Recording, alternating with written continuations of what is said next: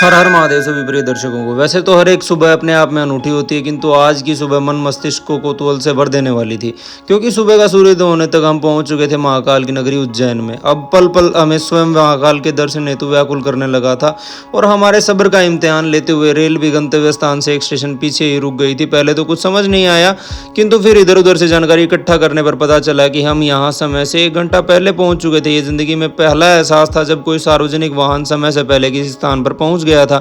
चलिए जो भी है, घंटे भर का सफर करने को हम मजबूर थे। बाहर स्टेशन पर खासा कौतूहल था। हमने भी सुबह की चाय की चुस्कियां भरी ताकि कुछ समय व्यतीत हो सके, किंतु ऐसा संभव ना हो पाया। इधर उधर टहल कर भी ज़्यादा से ज़्यादा 10 मिनट ही हम व्यतीत कर पाए। तो मन के कौतूहल को शांत करने के लिए मोहित की तरफ आ जाते हैं उसे परेशान करना आरंभ कर दिया था, क्योंकि एक से भले दो, और आखिरकार वो घड़ी आ गई थी। अब हमने उज्जैन महाकालेश्वर की पावन भूमि पर कदम रखा था। यहाँ लोगों की भीड़ और उत्साह देखते ही बन रहा था। अब यहाँ से तिपैया वाहन वाले भाई साहब हमें सीधा पहुंचा देते हैं भगवान महाकाल की शरण में। अब पिछले 12 घंटे से सफर जारी था, तो सुबह सबसे पहले रुकने हेतु शतान के लिए जद्दोजहद करने में जुट गए। सबसे पहले हमने सोचा महाकालेश्वर भक्त निवास में रुकने की व्यवस्था का, किंतु यहाँ हमें खासी निराशा का सामना करना पड़ा। वहां हमें पता चला कि सभी कमरे पहले से भरे हुए हैं और कमरा लेने हेतु पहले फोन पर बुकिंग करनी होती है। अतः यदि आप में से कोई भी उज्जैन यात्रा का विचार कर रहा है तो शायद इससे बेहतर स्थान रुकने के लिए आपके लिए कोई भी नहीं होगा। तो कोशिश कीजिए कि अपनी बुकिंग कराकर ही यहाँ पहुंचे। अब निराश मन को लिए वापस निकल पड़ते हैं, और चलते चलते काफी भूख का एहसास होने लगा था, तो हमने सुबह सुबह थोड़ी सी रबड़ी का सेवन कर लिया। शायद एक बहुत ही गलत फैसला था। बहुत लंबे समय से अन्न आदि का त्याग मैं कर चुका था और बहुत देर इधर उधर भटकने के बाद रुकने लायक स्थान मिल ही गया। लेकिन दुविधा यह थी कि हमें दोपहर हो चुकी थी और भूख जानलेवा रूप धारण कर चुकी थी।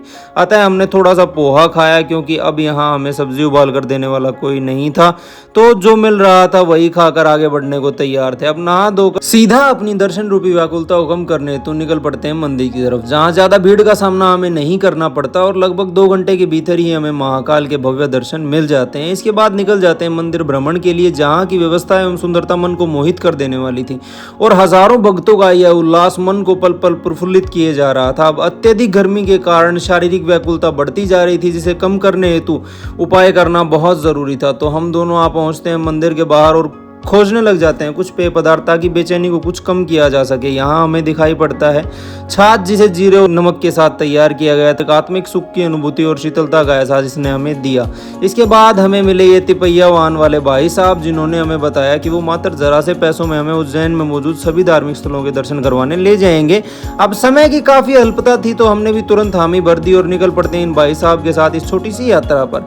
मौसम भी करवट बदल चुका था, किंतु हमारे पक्ष में बिल्कुल नहीं था। गर्मी का वेग धीरे धीरे बढ़ता ही जा रहा था। इसी कौतूहल के बीच हम पहुंचते हैं सबसे पहले मंदिर, जो कि था श्री गढ़कालिक उज्जैन मंदिर। आस्था और उत्साह का बेजोड़ दृश्य हमें यहाँ देखने को मिला।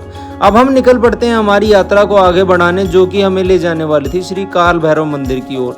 अब उज्जैन महाकाल के दर्शन काल भैरव के बिना अधूरे ही मालूम पड़ते हैं। यहाँ पहले तो शराब का भोग लगाया जाता था, किंतु अब काफी समय से प्रतिबंधित है, ऐसा हमें यहाँ बताया गया। और चिलचिलाती धूप में हम जा पहुंचे काल भैरव मंदिर, जहाँ सुबह से जितने भी धार्मिक स्थलों पर हम गए थे उनसे कहीं ज्यादा भीड़ मौजूद थी, जो कि साफ तौर पर इस मंदिर की प्रसिद्धि को दर्शा रही थी। दर्शन के पश्चात जीवन में पहली बार हमने देखा कि किसी मंदिर के बाहर फल और सब्जियां काट कर बेचे जा रहे थे। अब हमसे रहा न गया और हमने अपने लिए कुछ सब्जियां और मोहित के लिए फल खरीद लिए।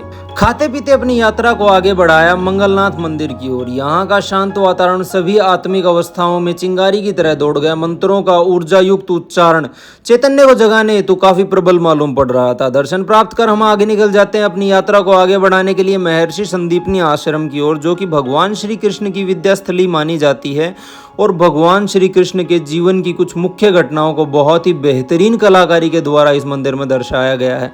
ये मनमोहक वातावरण किसी को भी यहाँ ठहर जाने पर विवश करने हेतु पर्याप्त मालूम पड़ता है, किंतु अपनी रोजाना की जिंदगी में हमने खुद को इस कदर बांध लिया है मानो उन बेड़ियों से आजाद हो पाना भी हमारे लिए नामुमकिन सा मालूम पड़ रहा है। इन्हीं कुछ सूक्ष्म विचारों के साथ हम वापस निकल पड़ते हैं महाकाल मंदिर की ओर, जहाँ से हमने यात्रा को आरंभ किया था, क्योंकि शाम हो चली थी और फोन पर कुछ मरीजों से परामर्श करने अभी बाकी थे।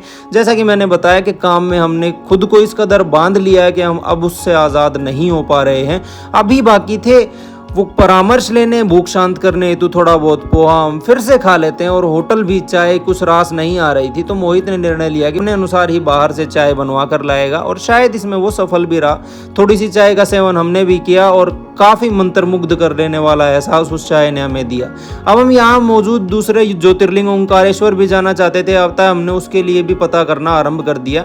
ये यहाँ से लगभग 150 किलोमीटर दूर स्थित था, आने जाने का रास्ता 4 घंटे से ज्यादा का था। अब अपनी इस यात्रा हेतु हमें सबसे पहले इंतजाम करना था एक वाहन का, जो यहाँ से बसें चल रही थी, इसके अलावा प्राइवेट गाड़ियां भी यहाँ से जा रही थी। अब उसमें समस्या यह थी कि कोई राजनीतिक कार्यक्रम होने के कारण बसें वहां अंदर तक नहीं जा रही थी, अतः हमने गाड़ी का सहारा लेना ही ठीक समझा। महाकाल दर्शन तो आज दिन में भी किए थे, किंतु न जाने क्यों मन को पर्याप्त मालूम नहीं हो रहे थे।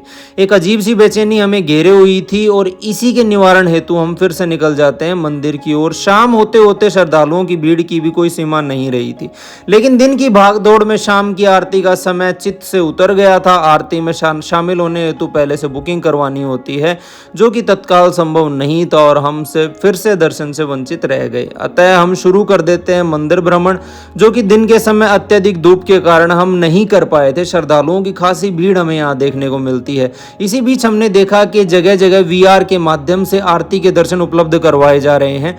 बढ़ती हुई टेक्नोलॉजी का इस तरह इस्तेमाल होगा हमने कभी सोचा भी नहीं था। इतिहास की इस प्रकार की जानकारी और कलाकारी का बेजोड़ नमूना दर्शा रहा। यह स्थल प्रत्येक प्रतिमा का इतिहास उसके साथ लिखित में मौजूद था। इन्हीं सब के बीच मन में दर्शन रूपी कौतूहल को लिए फिर से निराश मन के साथ वापस लौटना पड़ा अपने होटल की तरफ। रात का समय हो चला था और भूख भी मालूम पड़ने लगी थी। यहाँ हमें किसी ने बताया कि आप यहाँ आए हैं तो दाल बफले आपको जरूर खाने चाहिए। अब इसी विचार के साथ मन में दुविधा की बात यह थी कि खाने तो हम आ गए, किंतु यह नहीं पता था कि भाई साहब इनको खाना कैसे है। तो वहाँ मौजूद भाई ने हमें सबसे पहले पूरी विधि समझाई। उसके बाद हमने दाल बफले का सेवन किया। भोजन कर लेने के पश्चात हमें पता चलता है कि मंदिर रात के 11 बजे तक खुला रहता है। अतः हमारे अंदर उम्मीद की एक किरण दोबारा से जागृत होती है। इसी बीच हम अगले दिन के लिए अपनी गाड़ी भी बुक करवा लेते हैं, क्योंकि हमें जाना था ओंकारेश्वर दर्शन के लिए, जो यहाँ से लगभग 150 किलोमीटर दूर पड़ता है। गाड़ी की बुकिंग करवा लेने के बाद मन में एक सुकून था कि कल के लिए सब तैयार हो चुका है। अतः फिर से मन में दर्शन की जिज्ञासा लिए हम वापस निकल पड़ते हैं मंदिर की ओर। यदि कोई दर्शन हेतु जाए तो कृपया ध्यान रखें कि सभी प्रकार की बुकिंग हेतु नगद राशि जमा की जाती है, जो कि पिछली बार हम साथ ले जाना भूल गए थे। किंतु इस बार हमें यह बात स्मरण थी, क्योंकि दर्शन हेतु मन का कौतूहल बढ़ता ही जा रहा था, और इस बार हम किसी तरह की कोई गलती नहीं करना चाहते थे। अतः जल्दी से मंदिर पहुंच जाते हैं, किंतु भस्म आरती की बुकिंग आज भी बंद हो चुकी थी। अतः फिर से निराश मन लिए हम निकल पड़ते हैं। अब बारी थी फिर से दर्शन की। इस समय तक श्रद्धालुओं की भीड़ काफी कम हो चुकी थी, क्योंकि रात का समय था। महाकाल जी के भव्य दर्शन पाने के बाद मानो मन फिर से सुकून से भर चुका था। आत्म शून्यता का यह सुख जैसे एक सपने जैसा था। दर्शन के पश्चात निकल जाते हैं मंदिर भ्रमण के लिए। पूरे मंदिर में ही सजावट मन को पूर्णतया मोह लेती है। मानसिक और आत्मिक शांति को प्राप्त कर समय हो चलता है वापस निकलने का, जहां हमें दिखते हैं ये केसर दूध वाले भाई साहब, और इसे ग्रहण कर हम समाप्त करते हैं आज का दिन। समाप्त तो क्या कर रहे हैं, ये एक नई शुरुआत ही आप मानिए, क्योंकि यहाँ भी कुंडलिनी का वेग संभाले नहीं संभल रहा था। किंतु ये दर्शनों ने कुछ देर का प्रतिबंध उस पर लगा दिया था, लेकिन पूर्णतया रोक उसे यह नहीं पाए। इसी कौतूहल के साथ हम समाप्त करते हैं हमारा आज का दिन। आप सभी को मेरी तरफ से राम राम।